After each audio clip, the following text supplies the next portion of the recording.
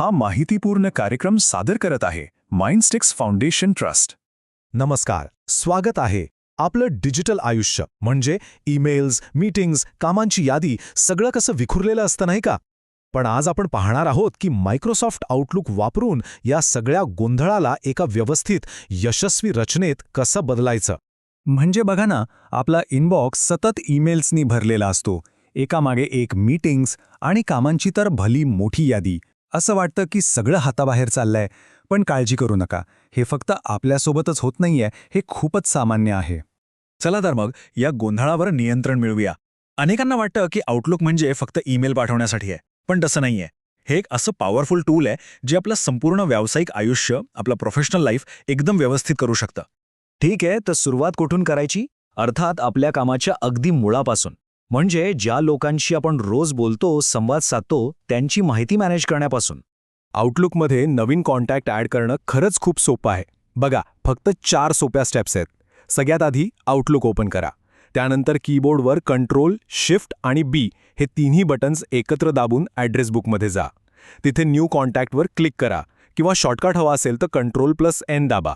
आणि मग काय, फक्त त्यांची माहिती भरा आणि सेव्ह करा. झालं काम. हे बघा, असं दिसतं आपलं ॲड्रेस बुक. खरं तर हेच आपलं प्रोफेशनल नेटवर्क बनवण्याचं पहिलं पाऊल आहे. आपण जोडलेला प्रत्येक नवीन कॉन्टॅक्ट आपलं नेटवर्क आणखी मजबूत बनवतो.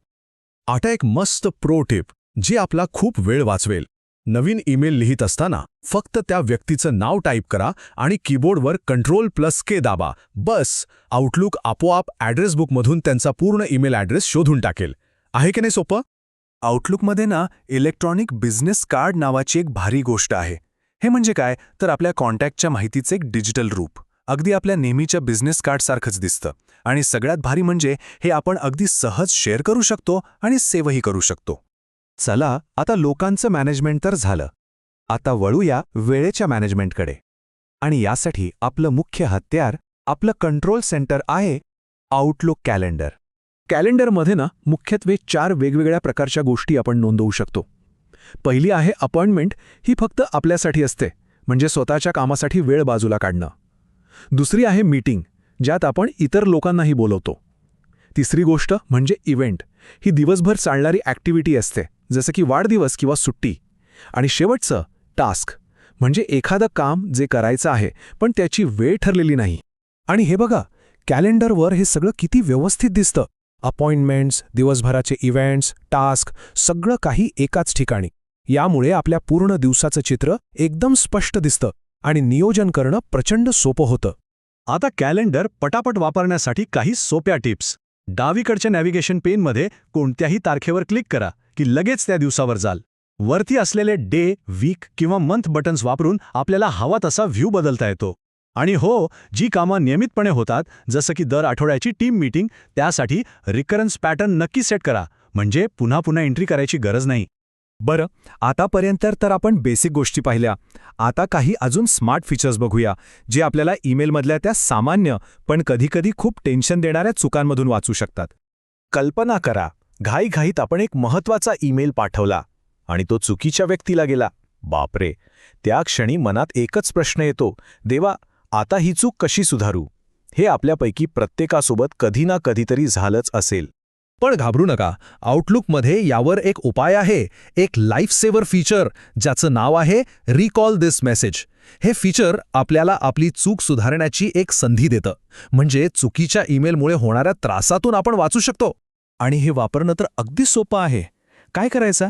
आपल्या सेंट आयटम्स फोल्डरमध्ये जा आणि तो पाठवलेला मेसेज उघडा. वरती ॲक्शन्स मेनू दिसेल, त्यात रिकॉल दिस मेसेजवर क्लिक करा. मग आपल्यासमोर 2 ऑप्शन येतात, एकतर तो मेसेज डिलीट करा किंवा तो एका नवीन, बरोबर मेसेजने बदला. आता विचार करा, आपण सुट्टीवर आहोत किंवा ऑफिसमध्ये नाही. मग काय? अशा वेळी आउट ऑफ ऑफिस रिप्लाय खूप महत्त्वाचा ठरतो. हा एक प्रोफेशनल प्रतिसाद आहे. आणि आता ही एक गंमत आहे. आपण आपल्याच ऑफिसमधल्या लोकांसाठी वेगळा आणि बाहेरच्या लोकांसाठी वेगळा ऑटोमॅटिक रिप्लाय सेट करू शकतो. म्हणजे आपण नसतानाही आपलं काम थांबत नाही आणि लोकांना उत्तर मिळतं. तर थोडक्यात आज आपण काय काय पाहिलं? एक प्रोफेशनल कॉन्टॅक्ट लिस्ट कशी बनवायची, कॅलेंडर वापरून आपल्या वेळेवर कमांड कशी मिळवायची, मेसेज रिकॉल वापरून झालेल्या चुका कशा सुधारायच्या आणि आउट ऑफ ऑफिस रिप्लाय लावून लोकांच्या अपेक्षा कशा मॅनेज करायच्या. थोडक्यात सांगायचं तर आता आउटलुक वापरण्याची एक नवी शक्ती आपल्या हातात आली आहे.